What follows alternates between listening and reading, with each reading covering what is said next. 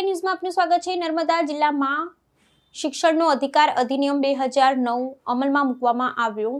આ યોજના અનેક પરિવારો માટે આશીર્વાદરૂપ સાબિત થઈ રહી છે। સામાન્ય રીતે ખાનગી શાળામાં અભ્યાસ કરાવવો ગરીબ પરિવારો માટે આર્થિક રીતે મુશ્કેલ બની રહી છે, પરંતુ આરટી યોજના હેઠળ આવા પરિવારના બાળકો હવે ગુણવત્તાયુક્ત ખાનગી શિક્ષણ મેળવી રહ્યા છે। નર્મદા જિલ્લામાં ખાનગી 44 જેટલી શાળાઓમાં 267 બાળકો આરટી યોજનાનો લાભ લઈ ભણી રહ્યા છે, જેમાં નર્મદા પોદાર લર્ન સ્કૂલ ભદામ ખાતે હાલમાં 28 વિદ્યાર્થીઓ આરટી હેઠળ નિઃશુલ્ક શિક્ષણ મેળવી રહ્યા છે।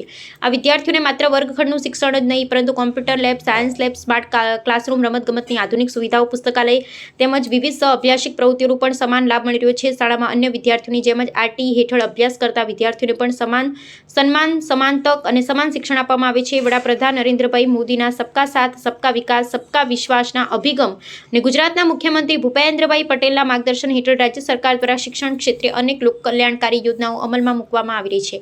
આરટી યોજના એ તેમાંની એક મહત્વપૂર્ણ પહેલ છે, જેના કારણે આર્થિક પરિસ્થિતિ શિક્ષણમાં અવરોધ બની રહી હતી।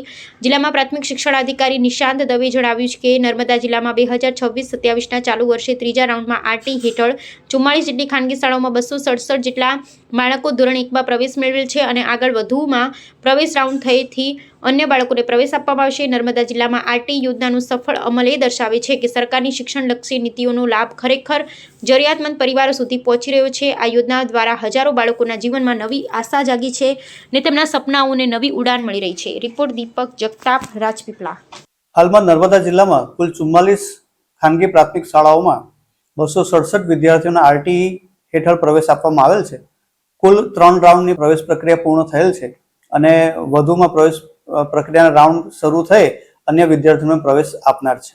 અમારી શાળાની અંદર કુલ 28 વિદ્યાર્થીઓ આરટી એટલે કે રાઇટ ટુ એજ્યુકેશનની સુવિધા અંતર્ગત ભણી રહ્યા છે અને અમારી શાળાની અંદર વિવિધ સુવિધાઓ જેમ કે computer lab, science lab, indoor sports room, outdoor sports માટેની વિવિધ સુવિધાઓ, આર્ટ એન્ડ ક્રાફ્ટ રૂમ અને મ્યુઝિક માટેની પણ ઘણી બધી સુવિધાઓ આવેલી છે। અને આઉટડોર સ્પોર્ટ્સની અંદર બાળકોને ખોખો, ક્રિકેટ, સ્કેટિંગ, વોલીબોલ જેવી ઘણી બધી રમતો પણ કોઈ પણ જાતના ભેદભાવ વગર દરેક બાળકને શીખવવામાં આવે છે।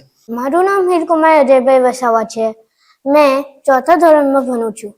મને આરટી હેઠળ મને આ સ્કૂલમાંથી એડમિશન મળ્યું હતું। આ સ્કૂલમાં મને બહુ જ સારો અભ્યાસ મળે છે। મને આ સ્કૂલ બહુ જ ગમી હતી।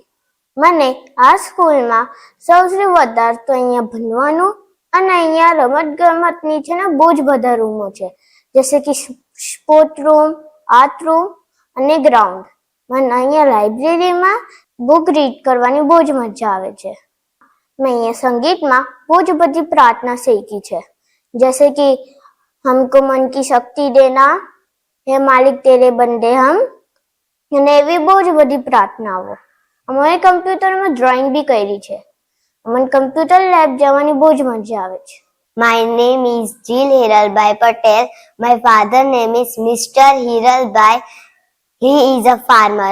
I study in grade 3rd. I got admission in RTA student in this school.